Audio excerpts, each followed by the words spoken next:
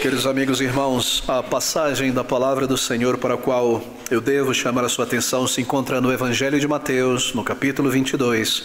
Eu lerei o versículo 1 ao versículo de número 3 nesta manhã. Mateus, capítulo 22. E então Jesus, respondendo, tornou a falar-lhes em parábolas, dizendo: O reino dos céus é semelhante a um certo rei, que celebrou as bodas de seu filho, e enviou seus servos a chamar os convidados para as bodas, e estes não quiseram vir. Nosso título nesta manhã é a última parábola de julgamento sobre Israel. Ou a graça necessária, a graça de Cristo necessária para entrar no céu. Bem, nós estamos aqui na última das 3 parábolas de advertência, de julgamento, proferidas pelo Senhor Jesus Cristo contra os líderes e a nação de Israel. Você deve ter percebido em sua leitura que estas 3 parábolas, de uma maneira interessante, elas são organizadas em um progresso de tensão. A tensão aumenta nas parábolas da primeira para a última. Observe, na primeira parábola, a parábola dos 2 filhos, que está no capítulo anterior, versículo 18, o Senhor declara ao final que eles não entrarão no reino de Deus, que o reino de Deus será tirado deles, os privilégios, e dado a uma outra nação, a igreja do Senhor Jesus Cristo.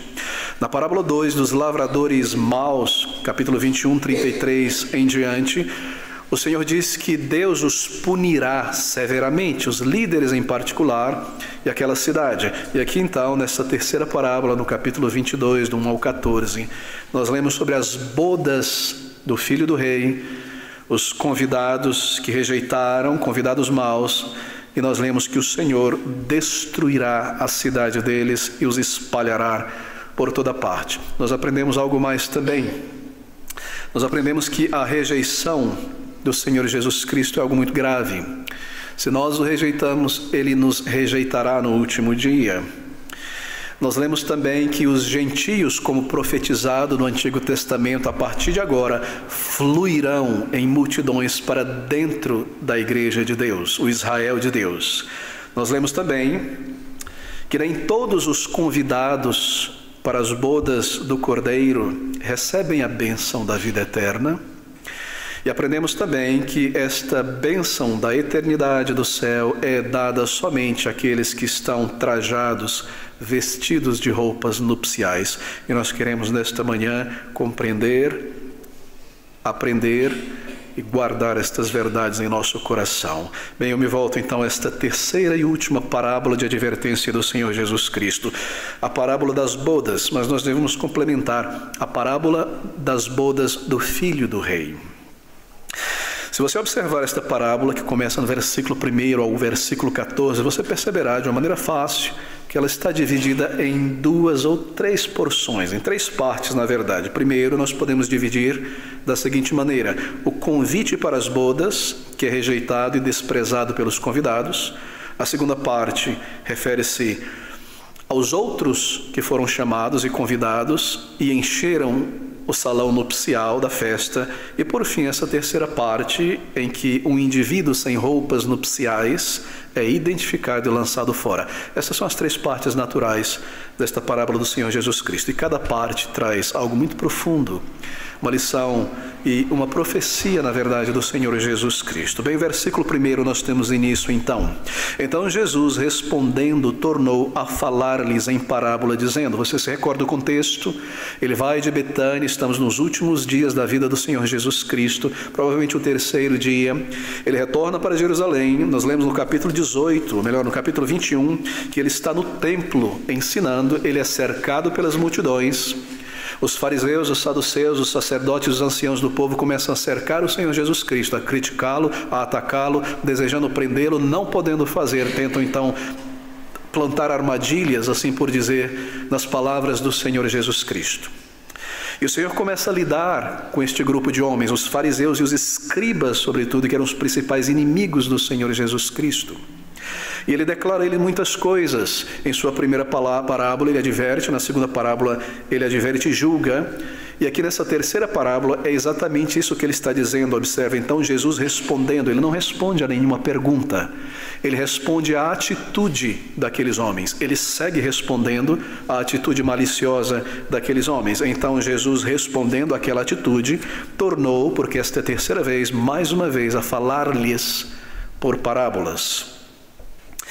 Bem, a resposta do Senhor Jesus Cristo é direcionada à atitude maliciosa, odiosa dos escribas e fariseus em particular. Você se recorda no capítulo 21, no versículo de número 45, ali ele inicia: e os principais sacerdotes, os fariseus, ouvindo estas palavras, entenderam que falava deles e, pretendendo prendê-lo, recearam o povo porquanto tinham por profeta. Então Jesus, respondendo a esta disposição má deles, a violência dos seus corações, a malícia, profere estas parábolas, ou melhor, esta última parábola.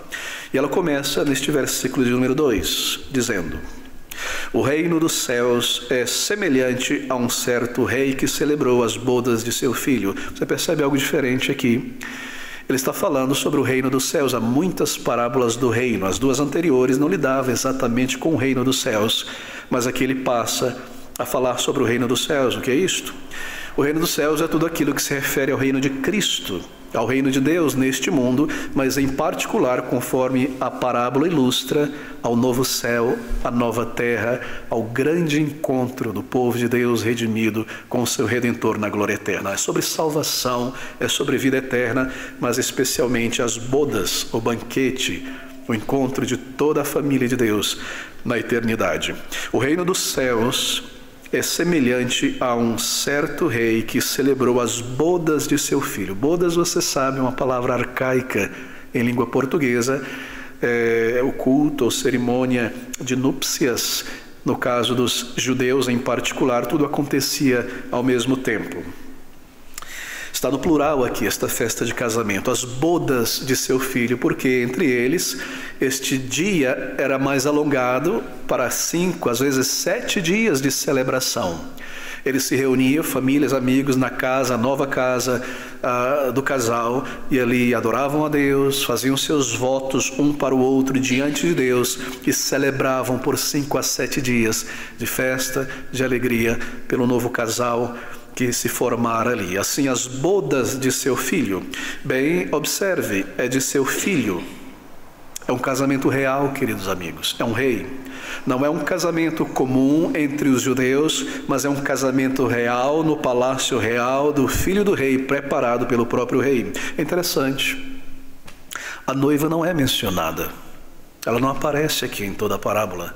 Normalmente, quando nós pensamos em nossa sociedade ocidental sobre casamento, pela influência dos típicos casamentos de nossos dias, de Hollywood, é a pessoa da noiva que vem mais proeminente no pensamento e na imagem, não é verdade? Mas aqui não, ela não é mencionada. O foco está no Senhor Jesus Cristo. É o casamento do filho do rei, é sobre ele, é sobre o Salvador. Então nós lemos a respeito do costume judaico no versículo 3, para o convite para o casamento, e enviou os seus servos a chamar os convidados para as bodas, e estes não quiseram ir. Bem, este era o costume entre os judeus. Enviava-se um convite geral àqueles que deveriam participar das bodas, e no dia do casamento, ou na noite anterior, era enviado então um convite pessoal, oficial, a cada um dizendo: tudo já está pronto, em tal e tal horário serão as bodas. E você logo começa a perceber, lembre-se, uma parábola do Senhor Jesus, dita àqueles homens, sobre a bondade, a paciência contínua, a longanimidade do Senhor Jesus Cristo, de Deus, para com esta nação. Porque na sua parábola não são 2, mas são 3 as vezes em que o convite é feito. É feito um convite geral, um primeiro chamado, então o chamado segundo pelos servos, e por fim, o chamado final no dia das bodas. E o Senhor Jesus Cristo claramente está recordando aqueles homens, aquela nação, sobre a longanimidade de Deus em persistir com aquela nação, os chamando ao arrependimento e à fé no seu Filho amado, o Senhor Jesus, para que o busquem, para que se reconciliem com Ele. 3 chamados, deixe-me ir através deles, e enviou seus servos. Este é o segundo chamado. No versículo de número 4, depois enviou outros servos, e estes os desprezaram. Bem, qual é o primeiro chamado, então? O reino dos céus é semelhante a um rei que celebrou as bodas de seus filhos. Este é o primeiro chamado. É um chamado geral, não foi feito por nenhum servo. O Senhor Jesus Cristo está dizendo que Deus, no início, Ele próprio, antes de enviar qualquer dos seus profetas, Ele falou com aquele povo. Ele falou pessoalmente com Abraão, Ele chamou Moisés, Ele falou pessoalmente com Moisés, e por último Ele falou daquele monte, o Monte Sinai, a sua própria voz, chamando aqueles homens a uma vida santa, à fé, a uma entrega completa. Esse é o primeiro chamado feito por Deus àquela nação. Então Ele faz um segundo chamado, através de Moisés, através dos profetas e todos aqueles homens que Deus enviou, juízes, profetas, chamando aquela nação a se reconciliar, à circuncisão do coração, a fé no Salvador, a uma vida reta diante dele. E por fim, aqui está o terceiro chamado, e é bem claro, se refere a João Batista, ao próprio Senhor Jesus Cristo e aos apóstolos do Senhor Jesus Cristo, seus discípulos, aqueles 70 discípulos que se espalharam pelas cidades e vilas de Israel, conclamando o arrependimento e a fé. Então os 12 apóstolos que são enviados. Esse é o terceiro, e nós lemos que nesse terceiro chamado, eles, porém, não fazendo caso, versículo 5, um para cada lado, e os outros, apoderando-se dos servos, os ultrajaram e mataram. Foi isso que aconteceu com João Batista, com o próprio Senhor Jesus, com Estevão, com Paulo, com Tiago e todos os demais, maltratados, rejeitados, desprezados. E o Senhor Jesus Cristo está dizendo, veja a longanimidade de Deus com esta nação. Eles foram convidados, eles foram preparados ao longo de séculos para este dia, para a vinda do Messias, para o casamento, as bodas. Eles deveriam saber muito bem, eles deveriam esperar por este dia. Deus avisou, reiterou o aviso, enviou os seus servos, bateu na porta de cada um, e aqui está o seu próprio filho, chamando-os. Mas nós lemos que, por fim, este chamado final mais insistente é rejeitado por eles. Versículo 4, depois enviou outros servos, dizendo, dizei aos convidados, eis que tenho meu jantar preparado, os meus bois cevados já mortos, bois e cevados já mortos, e tudo já pronto. Ouça essas palavras, são as palavras do Salvador em seu ministério na terra. Vinde, vinde, vinde às bodas. As palavras do Senhor Jesus Cristo. Esse é o chamado final e mais insistente, o próprio Salvador vindo a este mundo. No livro de Hebreus nos é dito no capítulo 1 que Deus, na antiguidade, de muitas maneiras falou com aquele povo através dos seus profetas.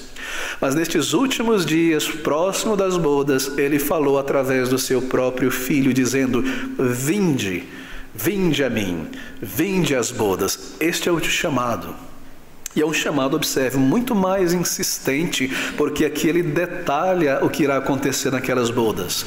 E a recepção e o banquete é algo persuasivo, ele está indagando, arguindo com aqueles homens que se arrependam.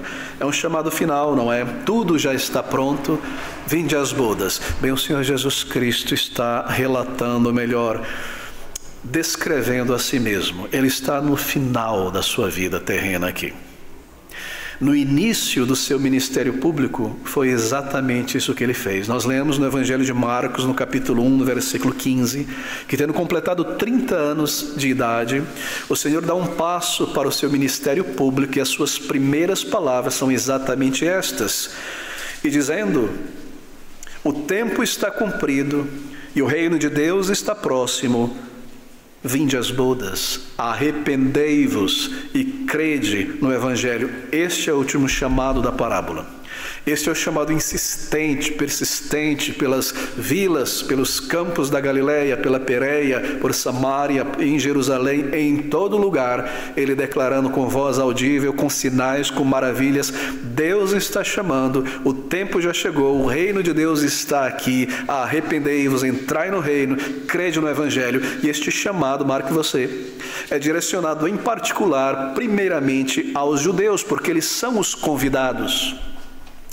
Eles foram convidados, preparados para isso. e é a última vez que o Senhor irá pleitear com eles, chamando-os ao arrependimento e à fé. Bem, nós temos então estas palavras do Senhor Jesus Cristo, no versículo 5 ao versículo 6, ele diz: eles, porém, não fazendo caso, foram um para o seu campo, outro para o seu negócio, trabalho no campo e o comércio na cidade. E os outros, aqueles que não foram nem para o campo, nem para a cidade, ficaram por ali, apoderando-se dos servos, os ultrajaram, talvez como fizeram com os servos de Davi na antiguidade, e então mataram. Essas são as reações destes dois grupos. São grupos de incrédulos que são representados aqui. E a reação é esta: indiferença para o campo, para o comércio, para os cuidados da vida. E a reação do outro grupo de incrédulos é uma reação hostil, uma reação violenta. Bem, o primeiro grupo mostra um maior interesse em questões terrenas do que em questões celestiais, é claro. Eles tinham seus negócios, eles tinham seus cuidados.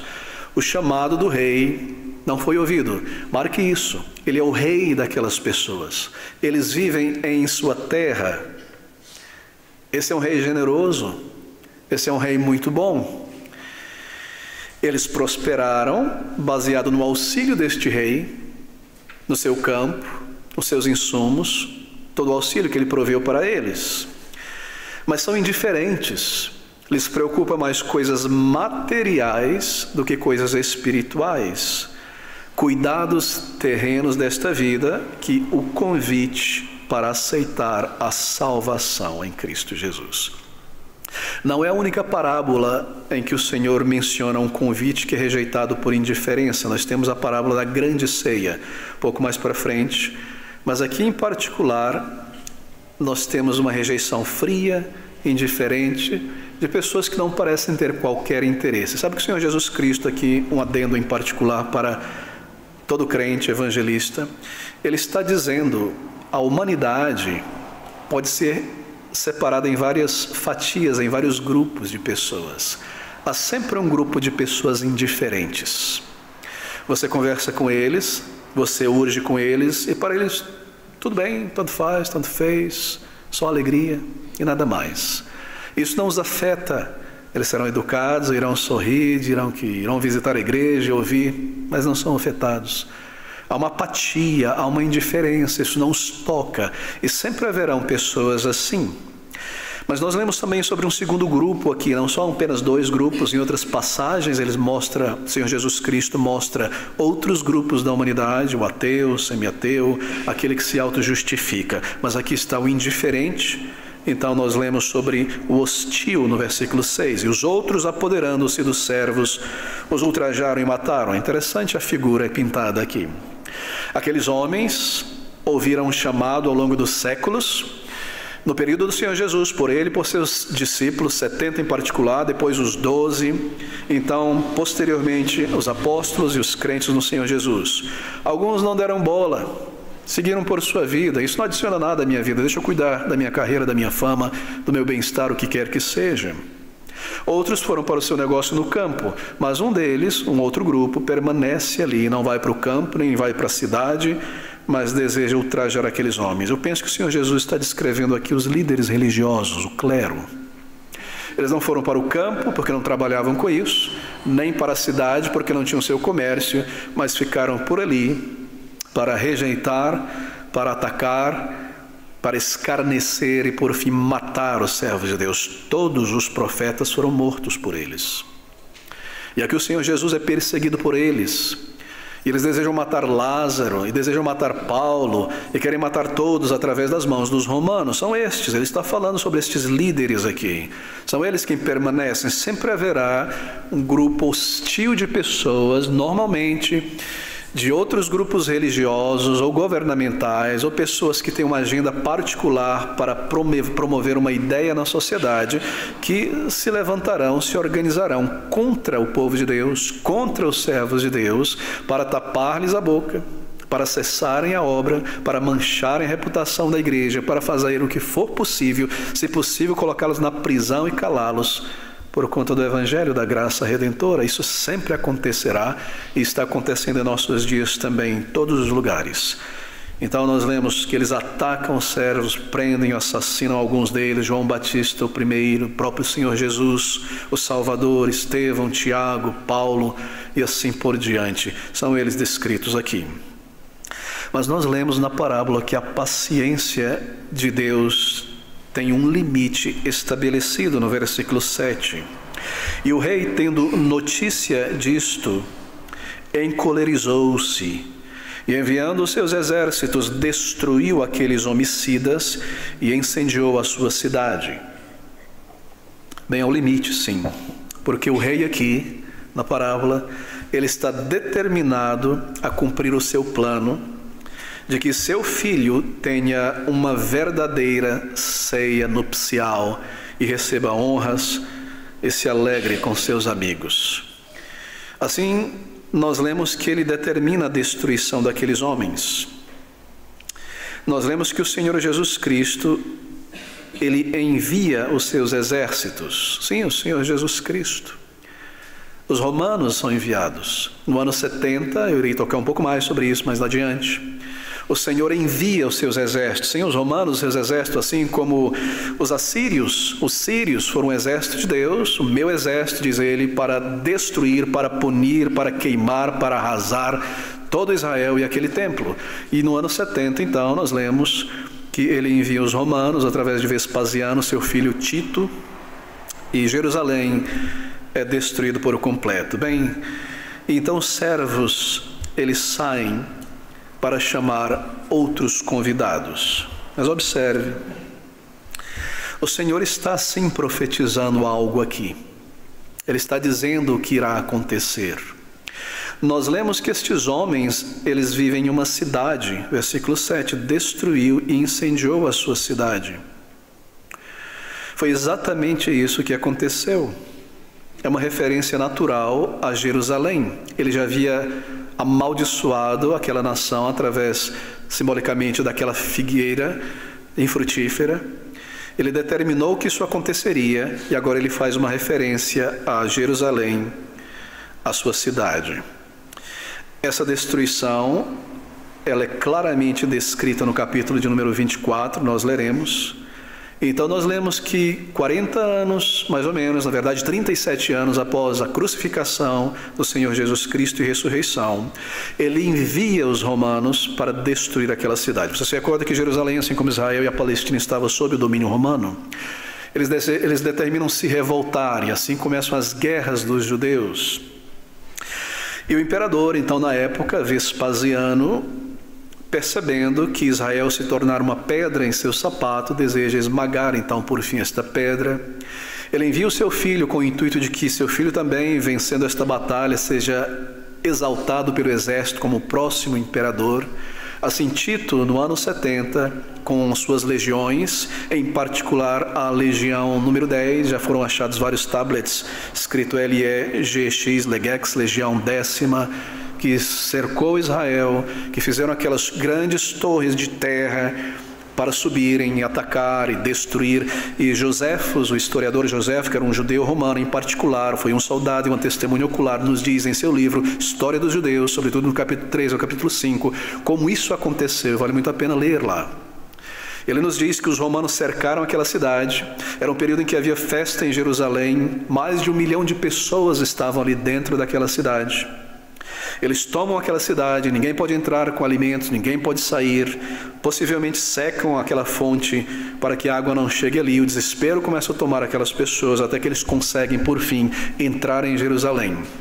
Começam a matar indiscriminadamente pessoas velhas, crianças, grávidas, bebês, todo tipo de pessoa, todos que estavam ali e os animais também. E Joséfo nos diz que em um determinado momento, um soldado romano não recebeu um comando de nenhum general, não foi por fúria, mas diz, estas são as palavras de José, como que movido pela divindade, tomou um pedaço de lenha que estava em chamas, levantado por um outro soldado, jogou este pedaço de lenha em chamas por uma janela de ouro dentro do templo. E quando o povo começou a ver a chama se levantar, eles deram um grito, toda a nação, de imenso terror. e ali começaram a ser dizimados por inteiro, o templo queimado, e o restante nós recordamos através dos registros históricos. Tudo isso acontece, a cidade é incendiada e a casa, a sua casa, a casa daquele povo, porque já não era mais a casa de Deus, mas um covil de ladrões, é colocado por terra e não permanece ali pedra sobre pedra, e o restante se espalha por tantos outros lugares. E a respeito disso que nós lemos no capítulo 24, que aqueles que estivessem fora da cidade não voltassem, aqueles que estivessem em cima do telhado não descessem, mas saíssem e fugissem. E nós lidaremos com mais detalhes sobre o cumprimento desta profecia. Mas são estas as palavras na parábola do Senhor Jesus. E o rei, tendo notícia disto, encolerizou-se e, enviando seus exércitos, destruiu aqueles homicidas e incendiou a sua cidade. Então diz aos servos: as bodas, na verdade, estão preparadas, mas os convidados não eram dignos. E depois as saídas dos caminhos, e convidai para as bodas a todos os que encontrardes. E os servos, saindo pelos caminhos, ajuntaram todos quantos encontraram, tanto maus como bons, e a festa nupcial foi cheia de convidados. São vários os convidados. O rei está determinado que a festa de seu filho esteja cheia de pessoas. Mas observe, os servos, eles não saem para dentro da cidade. A cidade foi destruída. Eles saem para os valados, para os caminhos, para as bifurcações, para os trieiros, para as estradas comerciais, fora da cidade, em todos os lugares, para chamarem todos e qualquer um que eles encontrassem no caminho, onde estivessem, no estado em que estivessem. E eles chamam, e eles convidam aqueles que não tinham recebido nenhum convite anteriormente, pessoas que ali na sua vida, seguindo o cuidado cotidiano, fora de Israel, fora de Jerusalém, sem saber nada a respeito destas núpcias, são encontrados, chamados para algo tão maravilhoso. Este é o evangelho aos gentios, aos samaritanos, aos brasileiros, que Deus tem enviado o seu Filho amado. Nós não sabíamos nada a respeito disso. Nós não nascemos como os judeus sob estas promessas. Não foi direcionada a nós em particular primeiramente. Sim, é profetizado no Antigo Testamento por Davi, sobretudo, a entrada de muitos gentios na igreja. E mesmo lá nós temos alguns que são salvos. Mas este evangelho chegou a nós. Imagine você estar ali em casa tranquilo. Você ouve a respeito de um certo rei cujo filho irá casar em algum outro país, mas nós estamos aqui em nosso país tropical, não há rei, e estas coisas são tão distantes, e de repente alguém bate na tua porta e um convite real lhe é entregue com uma passagem aérea para ir ao casamento, e juntamente um pacote lhe é dado com roupas nupciais. Você não esperava isso. Você é surpreendido pela graça de Deus. Que eu, vivendo nesta vida, longe de Deus, ignorante como eu era sobre Deus, sobre os seus caminhos, Ele tenha estendido a sua mão a mim e me chamado a mim para o seu reino, para conhecer o seu Filho, para estar em sua casa de oração, para conhecer as profundezas da sua verdade e ser recebido em glória um dia. Não é maravilhoso, queridos amigos? É pela graça de Deus, inteiramente pela graça de Deus. E nós somos retratados aqui, neste momento, na parábola do Senhor Jesus Cristo. Ele envia, e agora, Ele não envia estes servos, no versículo 10, a unicamente um tipo de pessoas, somente judeus, somente um grupo de pessoas em uma determinada nação, crescidos, nascidos e criados dentro daquele grupo religioso. Não. Ele envia todas as pessoas, de todos os tipos, em todos os lugares, e nós observamos aqui que mesmo o caráter moral deles é mencionado. Maus, e a bons, no versículo de número 10. Perdão, queridos. Todos os tipos de pessoas. Salvação é para todos, o Senhor está dizendo aqui. Inclui os judeus, é claro, mas não mais há nenhuma nação na terra e não há mais posição especial, geográfica, nacional de qualquer povo diante de Deus. Assim, nenhum país hoje em dia ou no passado é um país que está em particular sobre os olhos de Deus para a salvação. Eles vão pelos valados, pelos caminhos, para todo lugar, e o chamado é este: convidai para as bodas a todos os que encontrardes. Bem, todos os que encontrardes. Não é maravilhoso ler isso? Da maneira que os encontrardes, no estado em que os encontrardes. Ali estavam cavando um poço, ele é chamado; outros plantando semente, ele é chamado; outros cortando os galhos de uma árvore, alguns alimentando os animais, outros no rio, outros voltando do trabalho, outros deitados em suas camas, na condição, no estado, no lugar em que se encontrassem. Este é o chamado do Evangelho. O Evangelho vem a nós em um determinado momento de nossa vida. Ele nos acha no estado em que nós estamos e nos chama para fora daquela condição em que nós nos encontramos. Às vezes, quando nós estamos muito ocupados com o lar, ou ocupados com nossa educação, ou com o pagamento disso ou daquilo. Muitas vezes, quando nós estamos frequentando uma igreja, mas não salvos, buscando uma vida que agrade a Deus. Outras vezes, quando nós estamos em nosso pior momento moral, longe de Deus, longe, muito, muito longe de Deus. O Evangelho vem a nós no estado em que nós nos encontramos, e o Evangelho nos chama no estado em que nós nos encontramos. Sim, este é o Evangelho. Deus nos chama ao arrependimento de pecados, à reconciliação com Ele, à fé no Seu Filho, no estado em que nós nos encontramos. Este chamado não diz que nós devemos primeiro deixar o que nós estamos fazendo, entrar nas sinagogas, aprender a lei de Deus, para então irmos ao Senhor.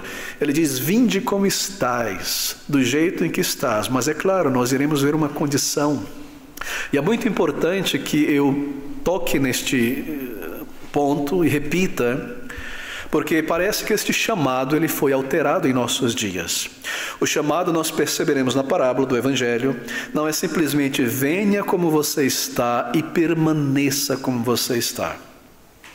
É venha como você está para ser transformado, para deixar para trás aquela velha vida e receber uma nova vida e ser uma nova pessoa. Não é apenas venha como está e permaneça como está. É um chamado de misericórdia, mas é um chamado a uma nova vida, ao lavar regenerador, ao perdão. E nós observaremos em um detalhe nessa parábola como isso irá acontecer. Bem, tanto maus como bons, sem qualquer distinção.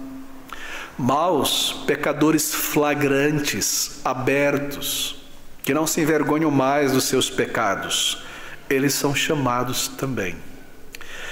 E bons pecadores, isto é, aos olhos humanos, aqueles que procuram agradar a Deus, que talvez cresceram num lar cristão e tenham aprendido o temor de Deus, mas permanecem fora, porque salvação é dado por graça e não por etnia, por pedigree religioso ou familiar. Todos são chamados.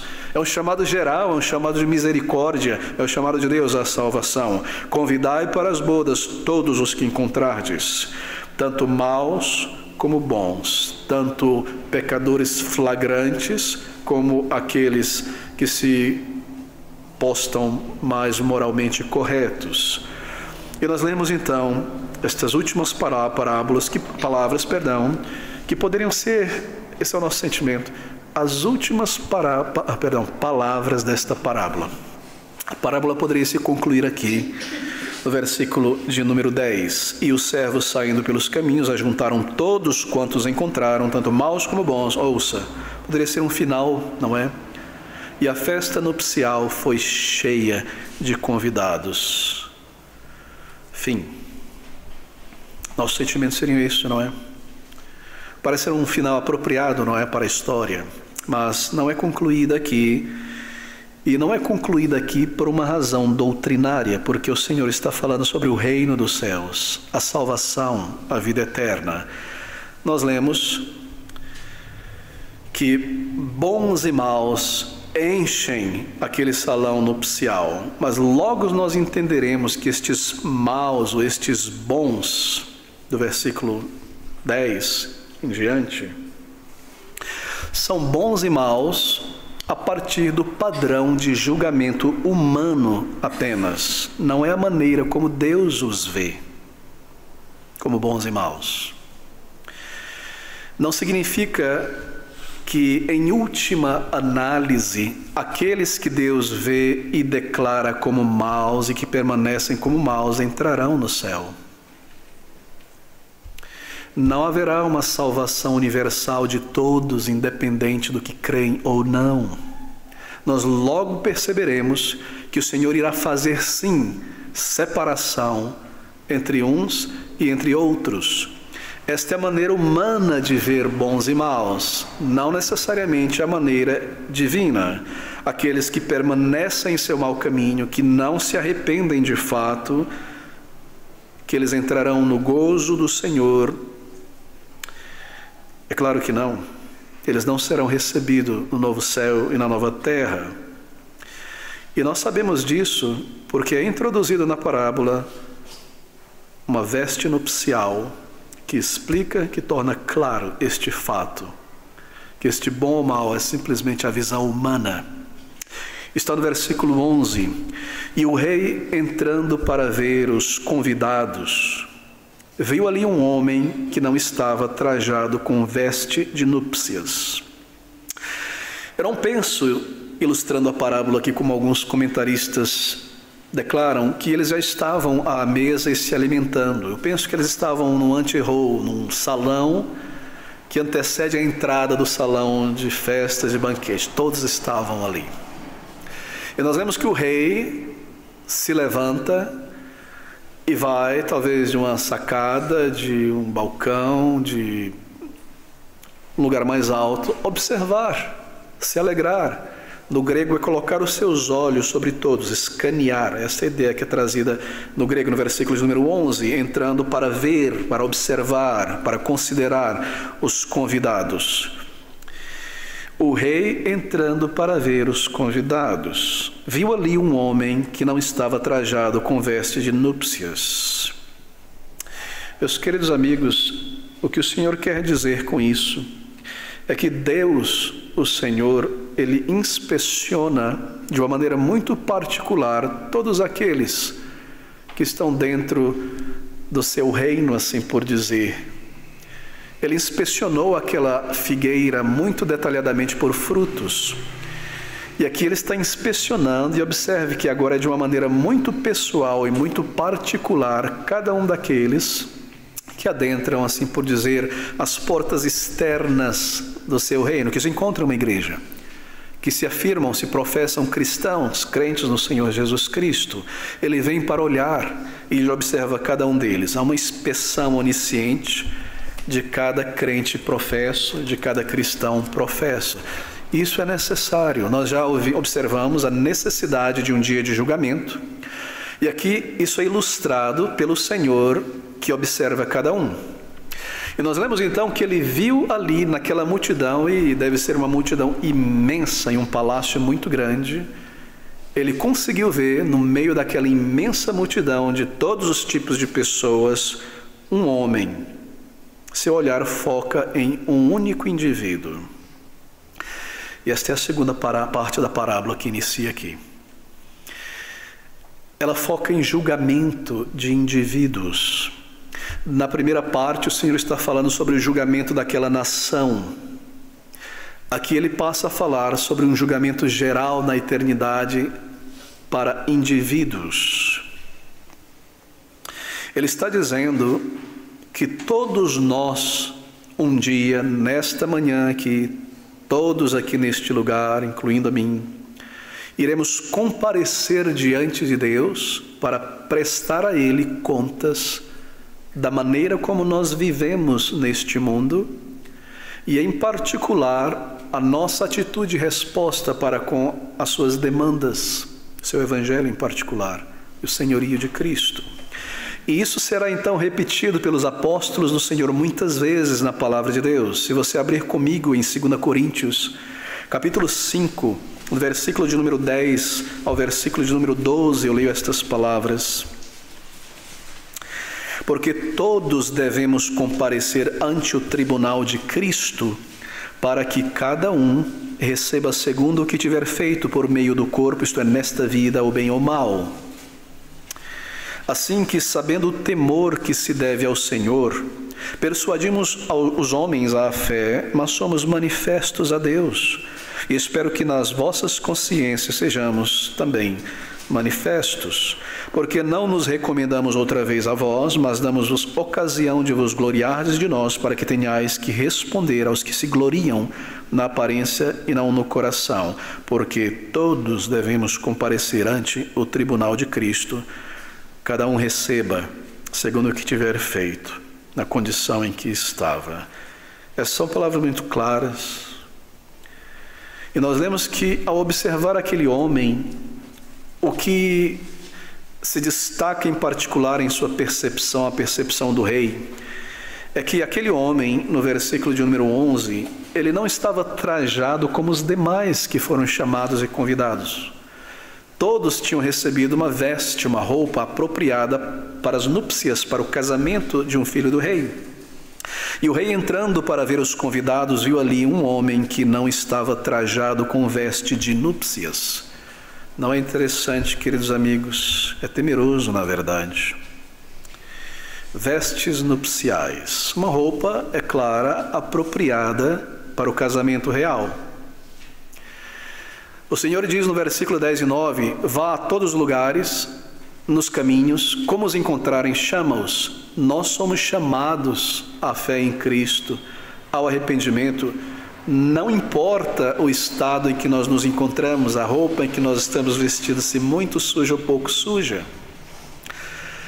Mas não é venha como está para permanecer como está, porque nos é dito que esta roupa de imundícia, este trapo, ou o que quer que seja, ele deve ser trocado por uma roupa apropriada para entrar na presença do rei.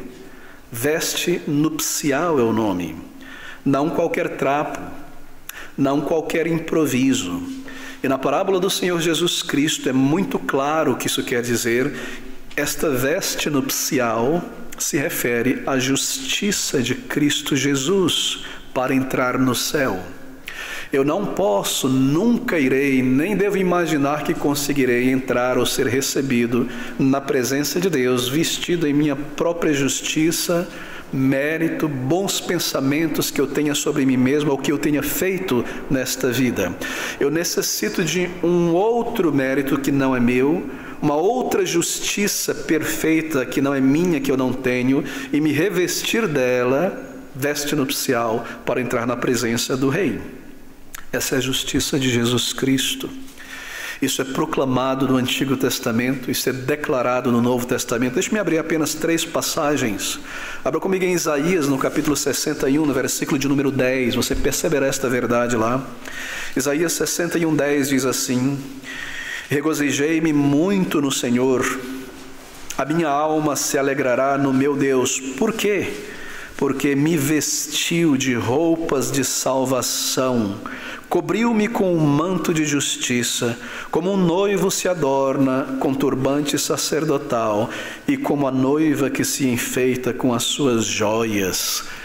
Você observou? Roupas de salvação, manto de justiça. Isso está apontado para a justiça de Cristo, os méritos de Cristo. Deus não irá aceitar nenhuma pessoa, por melhor que seja esta pessoa aos olhos humanos. De fato, há muitas, entre aspas, boas pessoas humanamente falando, que se esforçam para ajudar o próximo, que se esforçam para mostrar misericórdia, que se esforçam para não serem um peso, uma pedra, um tropeço na vida de ninguém, que dão um passo em direção ao auxílio. E sim, mas estas são roupas humanas, terrenas, não apropriadas para esse lugar celestial.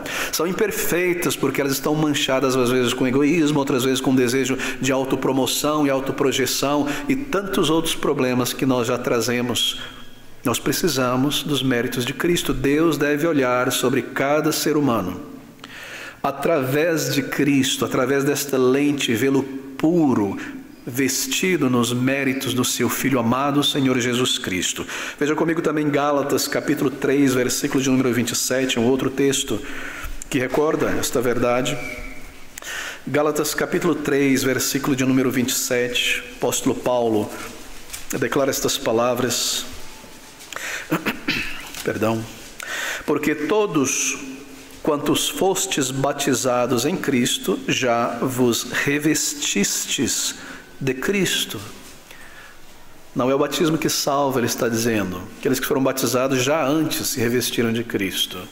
Cristo, eu me visto apropriadamente para entrar na presença do Rei, e este vestimento aqui são os méritos do Senhor Jesus Cristo.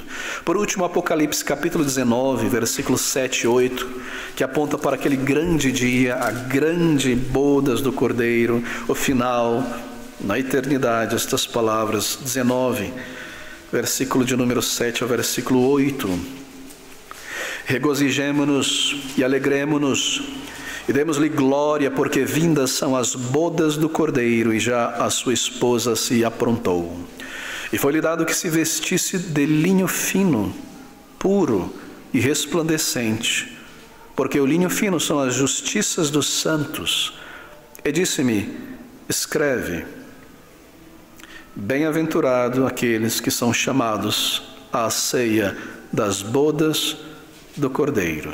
E disse-me, estas são as verdadeiras palavras de Deus. Esta verdade está em toda a Bíblia. Amigos, você percebe pela parábola e pelo ensino, isso é um ponto doutrinário muito importante a ser guardado. Observe como acontece aqui na parábola. As pessoas, homens e mulheres, são chamados em todas as condições e todos os lugares, como elas estão para irem a Deus, para a salvação, mas lhes é dada uma roupa apropriada para entrar. Isso é um costume da antiguidade também, e o Senhor toma este simbolismo. É necessário me revestir de Cristo para entrar na presença de Deus. Como isso aconteceu é a pergunta, porque eles não tiveram tempo de voltar para casa, parece que é uma urgência no chamado, vinde agora. Muitos, ou a maioria deles, não tinha condição financeira para comprar uma vestimenta real para ir ao palácio, nem de perto tinham condições. Como foi que eles estavam ali, todos menos um, vestidos? Roupas de linho fino. Isso é muito caro na antiguidade. Bem, nós podemos especular aqui, eu creio que essa é a resposta correta, e tem sido a maneira como o povo de Deus tem visto ao longo dos séculos, que conforme eles deixaram para trás os seus cuidados e receberam o chamado e o convite e foram em direção àquele lugar, ali aquele rei que é tão generoso, tão rico, proveu para eles estas roupas. Eles receberiam ali, deveriam vesti-las e entrar. De onde eu posso tirar este mérito, esta vida que agrada a Deus? Nunca de mim mesmo. São muitas as nossas falhas, pecados, iniquidades, perversões, maldades. O Senhor me chama a ir a Ele, Ele me chama ao céu, e Ele sabe muito bem que eu não tenho condição, mérito, dignidade pessoal para entrar ali. Esta é a maravilha da misericórdia de Deus. Então Ele envia o Salvador, o seu Filho amado, o Senhor Jesus Cristo. E se eu o busco, eu lanço de lado o meu próprio mérito, a minha própria religiosidade, tudo aquilo que eu imagino ser bom em mim, ou algum pensamento vago lá na mente, que foi por essa razão que Deus me chamou, todas estas mentiras da imaginação, e vou como eu estou, em meu trapo de imundície, para receber esta veste, clamo por misericórdia e salvação. Então eu sou transformado, lavado, e eu entro ali como noivo, me identificando com Ele, e eu sou visto e amado pelo Pai por causa do noivo. Esse é o seu Filho amado. Ele viveu uma vida perfeita. E Ele entregou o seu próprio corpo, sua alma, como um sacrifício no lugar de pecadores. Acaso pode algum destes convidados pelo chamado do Evangelho imaginar que eu posso entrar ali do jeito que eu estou e desprezar o próprio Filho, a obra do Senhor Jesus Cristo? Queridos amigos, eu devo perguntar isso. Antes de perguntar, afirmar, é claro. Não é somente o perdão que nós precisamos para entrar no céu. Nós precisamos também de regeneração, um novo caráter para entrar ali. Isso está descrito aqui nesta veste.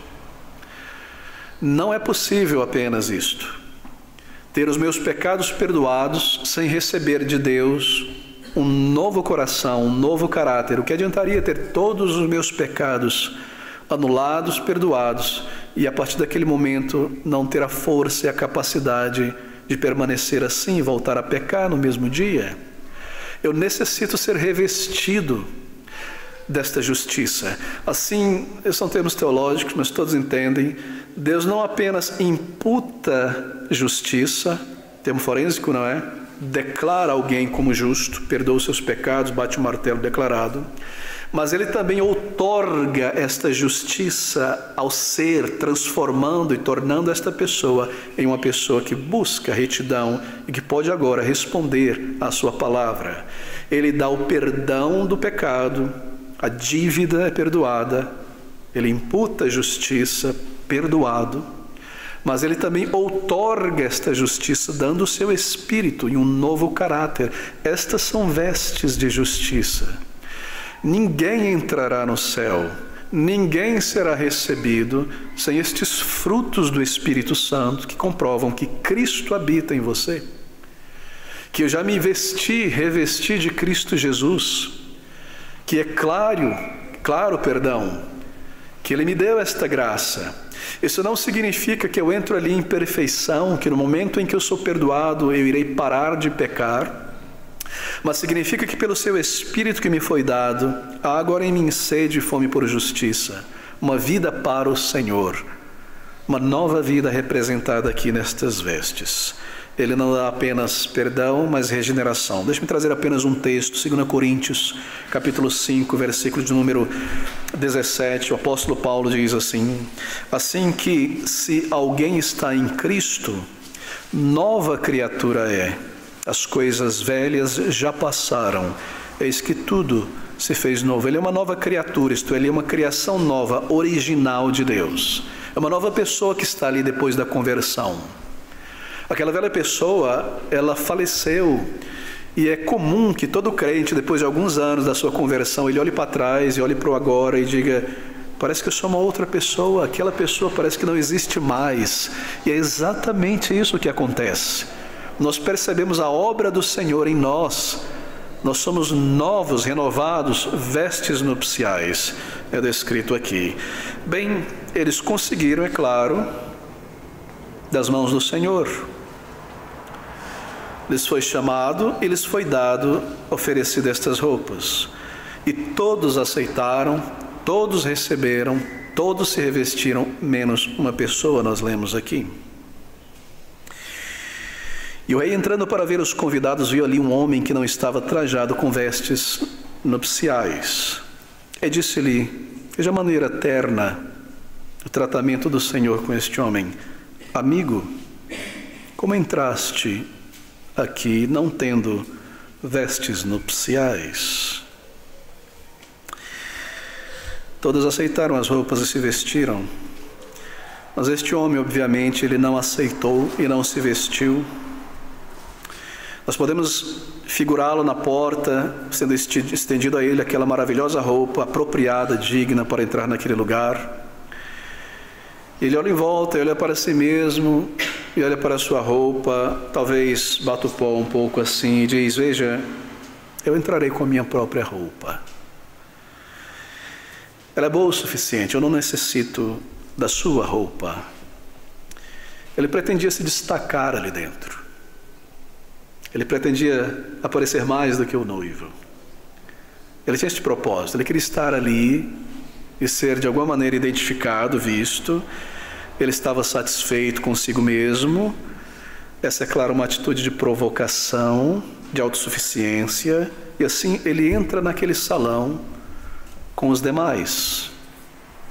E ali ele se encontra com os demais, conversando. Talvez as pessoas olhem e achem aquilo muito estranho, mas isso não passa despercebido, porque o mesmo sentimento que estava no coração daquelas pessoas vestidas desta veste nupcial, que aquela pessoa não deveria estar ali, porque ela estava ali, é manifesto pelas palavras do rei. Ele manifesta os sentimentos daqueles que haviam percebido que não havia sinal de conversão nesta pessoa, que não havia fruto de regeneração nesta pessoa, que ela não estava vestida com vestes nupciais, mas estava no meio do povo de Deus. E o Senhor declara estes sentimentos: amigo, você que se mostra como amigo, que se coloca como um crente, como um cristão, um falso amigo, como entraste aqui não tendo vestes nupciais, ou veste nupcial? E nós lemos que ele emudeceu. Como entraste aqui? O homem, ao ser questionado, ele emudece, ele não consegue articular ou oferecer qualquer justificativa. Ele sabe muito bem que qualquer desculpa ou justificativa seria visto como tola. Ele sabe muito bem, e todos sabem ali, que ele recusou a veste nupcial para entrar com sua própria veste. E o Senhor agora coloca uma grande ênfase na parábola, na responsabilidade do indivíduo ante a eternidade, ante a palavra de Deus, e a culpa deste homem. Viu ali, amigo, questão, como entrastes? Ele emudeceu. Como ele entrou ali, figurativamente no céu, sem roupas nupciais, sem os méritos de Cristo, como ele conseguiu entrar ali?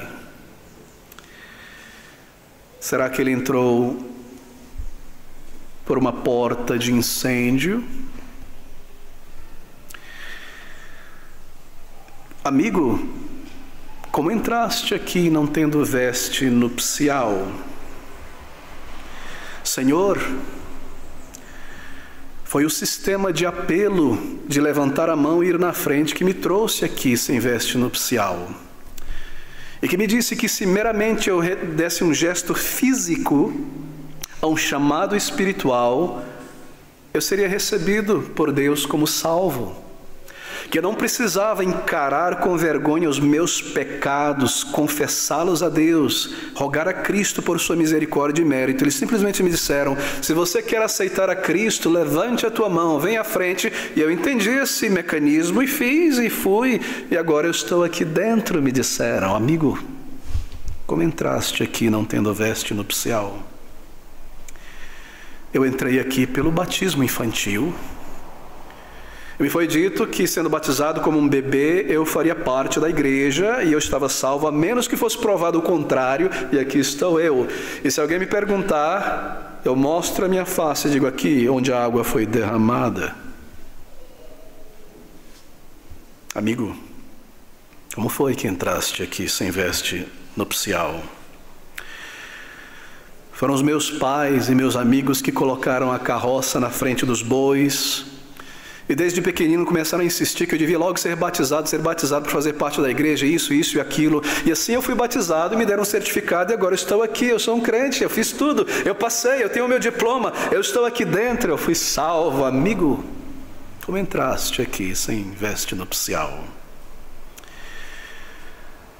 Foi Billy Graham que me disse que, mesmo que eu não conheça Jesus Cristo pessoalmente, eu serei salvo se eu for uma boa pessoa. Foi Billy Graham que disse que eu posso pertencer a uma outra religião, hindu, muçulmano, budista, o que quer que seja, mas se eu tiver em mim um desejo sincero e fizer obras que representam a obra de Cristo, e tiver um bom coração, Deus me aceitará. Embora eu nunca tenha ouvido sobre Jesus Cristo, que é o único caminho, a única verdade, a única vida, foi Ele que me trouxe aqui. Ele me disse: se eu levantasse a mão, eu poderia entrar aqui. E mesmo que eu não conhecesse Jesus Cristo Salvador e dependesse dos seus méritos, fosse um católico romano, um espírito budista, se houvesse alguma bondade, alguma expressão, semelhança do caráter de Cristo em mim, Deus me aceitaria, porque Cristo estava em mim, embora eu não conhecesse, não declarasse, eu mesmo rejeitasse. Foi Billy Graham que me trouxe aqui, amigo. Como entraste aqui sem veste nupcial? Foi Timothy Keller que me trouxe aqui. Ele me disse que havia uma porta de incêndio, eu poderia entrar por ela, não por Cristo, mas por algum outro caminho. Amigo, quem te trouxe aqui? Foram as tradições humanas que substituíram o Evangelho por liturgias, por correntes disso, por monte, por o que quer que seja, e me disseram que eu estou salvo por estas coisas. Amigo, quem te trouxe aqui? Foram aqueles que substituíram o Evangelho por uma pregação, por prosperidade nesta vida. Mais do que arrependimento e fé e a vida eterna nos altos. Que palavras, não é, queridos? Que palavras graves. E ele emudeceu. Amigo, como entraste aqui não tendo veste nupcial? No final das contas, foi meu próprio coração penitente que me trouxe aqui. Imaginando que eu poderia simplesmente ser alguém que frequentaria uma igreja, uma boa pessoa na sociedade, e tudo estaria bem comigo. Amigo, como entraste aqui não tendo veste nupcial? Eu vim com a multidão.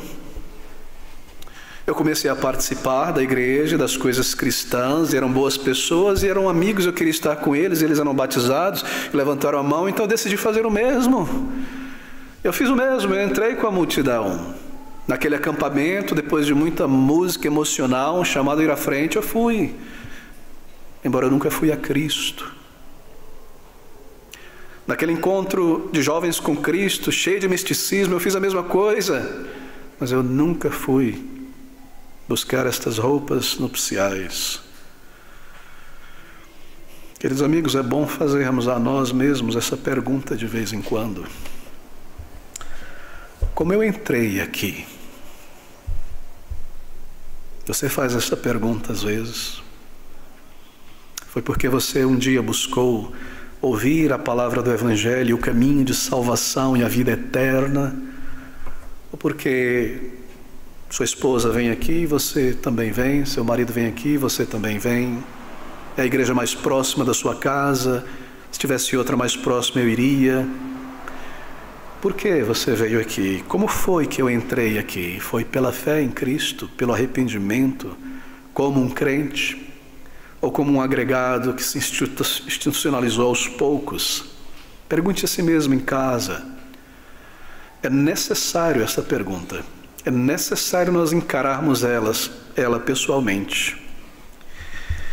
E a segunda pergunta que deve ser encarada, assim como essa, é: eu tenho aqui dentro veste nupcial? Eu estou seguro em Cristo, pelos méritos de Cristo, salvo por misericórdia e graça? Ou me visto da minha frequência, dos meus bons sentimentos na igreja, ou outras coisas tantas? Queridos amigos, deixe-me dizer com seriedade, como pastor, se nós fizermos esta pergunta: como foi que eu entrei aqui nas coisas de Deus, no reino de Deus, igreja? Foi pelo caminho da religiosidade, da infância, da família?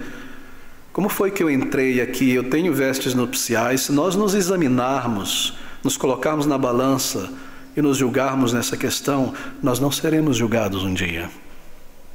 É isso que está acontecendo aqui. Se nós nos julgássemos, diz o apóstolo Paulo,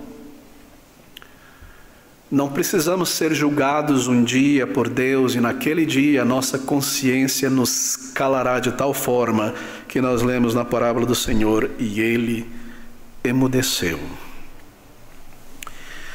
Então nós lemos estas palavras: disse então o rei aos servos. Aqui o termo servos é diferente daquele primeiro servos do versículo 10. No versículo 10 é doulos, escravos. E aqui no versículo de número 13 é diáconos, uma referência aos anjos.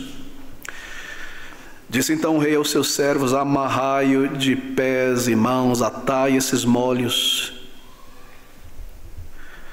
levai-o e lançai-o nas trevas exteriores. Ali haverá pranto e ranger de dentes. Amarrai-o de pés e mãos, para que ele não se liberte, não tenha ação, não tenha como voltar, esteja inteiramente preso, tomado.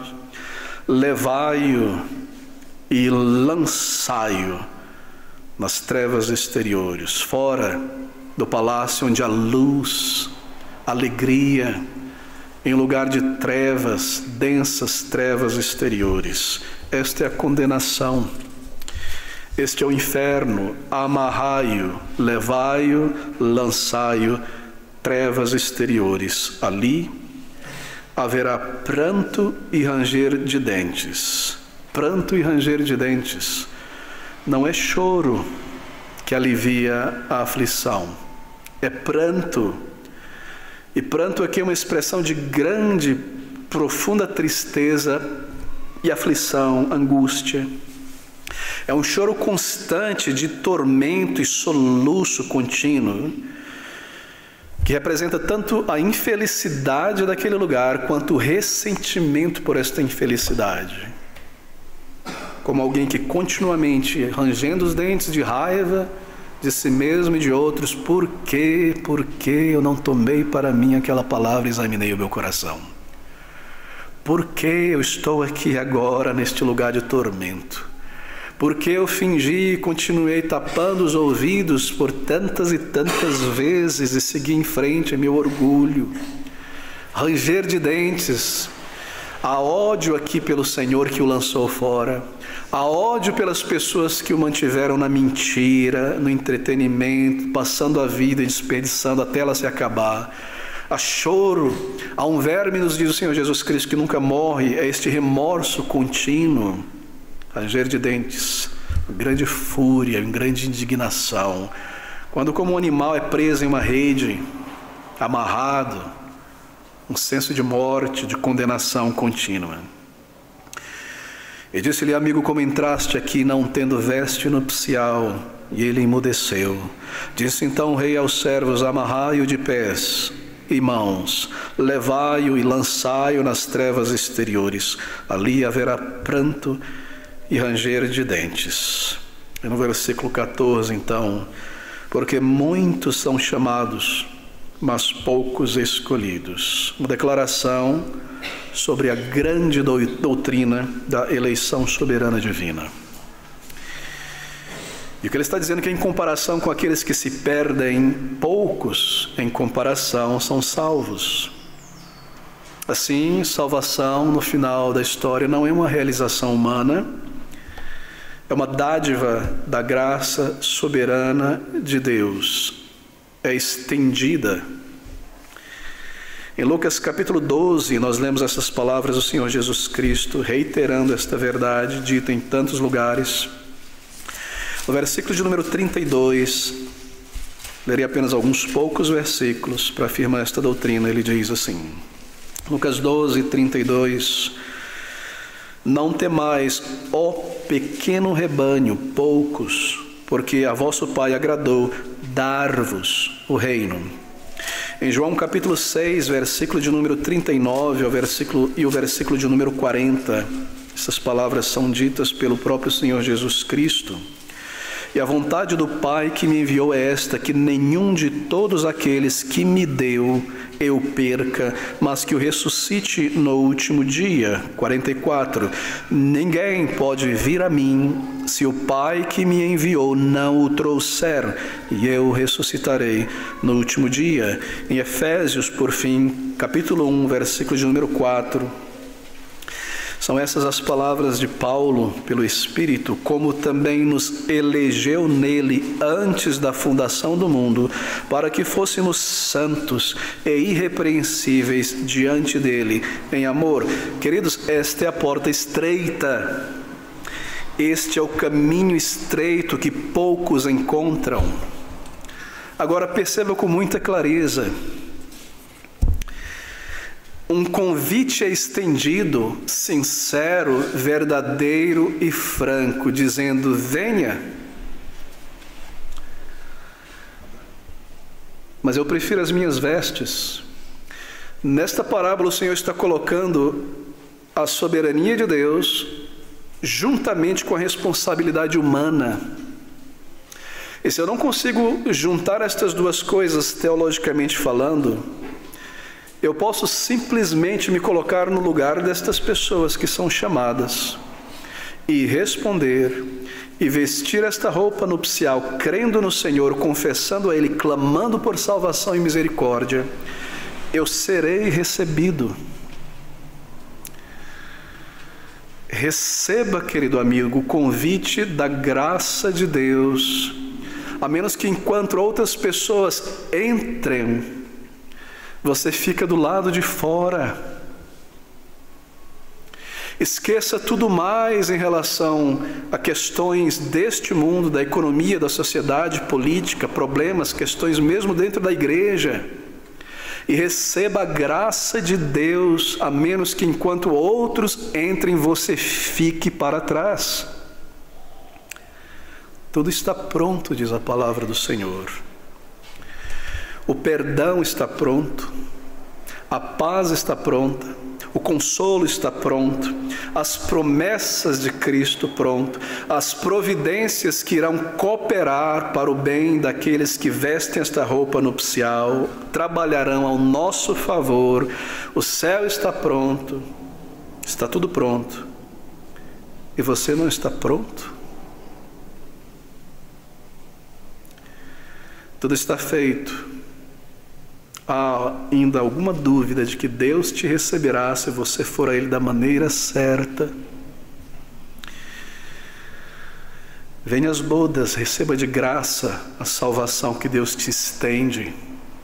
Ouça essas palavras.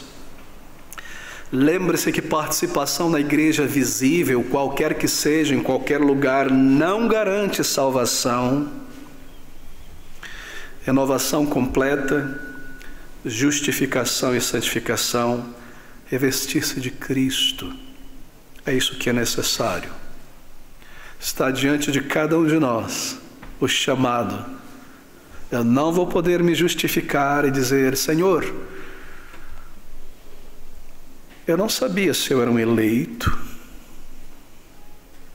Amigo, como entrastes aqui sem saber que era um eleito? Eu não vou poder me justificar dizendo: é porque eu não fui eleito. Amigo, como entraste aqui sem Cristo? Esta é a única razão. Eu nunca encarei os meus pecados de fato. Eu nunca me vesti de Cristo, indo a Ele em arrependimento e entrega em fé. Essa é a razão, queridos amigos.